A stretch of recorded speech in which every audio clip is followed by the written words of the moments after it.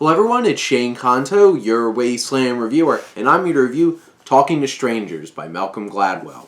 And I've definitely read a lot of his work up to this point, and most of it's related to my job. I work in higher education, and all these important perspectives on communication and human connections are always insightful.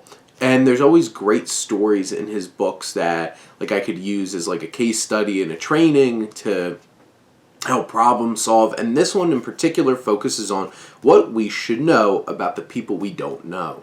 And really focusing on biases, communication, the approaches that we take, and trying to figure out ways that we can read other people, connect with other people, and avoid conflicts, because there is that possibility of conflict, especially when you're working with somebody, communicating with somebody that you don't know, because you don't know how they're going to react to what you have to say. If you have a close friend or a family member that you've known for years, you probably know certain things not to say to push their buttons.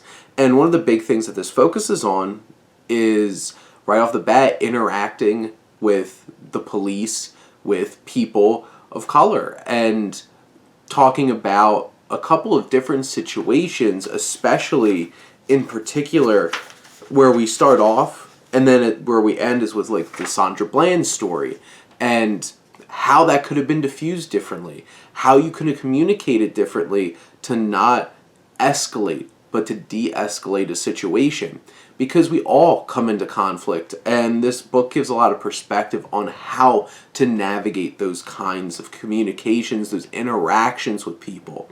And from this book, there's a lot of great anecdotes. There's also a lot of uncomfortable sequences, because it deals with the Sandusky case at Penn State, which is really uncomfortable to sit and read through. There's Amanda Knox, where it's how to seem guilty when you're completely innocent. And you have, and there's even some fun ones, in breaking down reading people from Friends. And it's funny because I watched all of Friends during COVID, during the pandemic, and for the first time, and knowing the episode of when Chandler and Monica start seeing each other and Ross finds out, and he talks about that whole entire thing and how you could actually read that whole entire scene without any audio because of body language and how we express ourselves with our faces. And all these insights really are thought-provoking. It makes you take a step back and think about some of your own interactions. I know I've had probably one or two interactions the past week where it's just I probably could have dealt with that differently, and it would have diffused the situation, might not have escalated things, and I could have taken a step back before I said anything.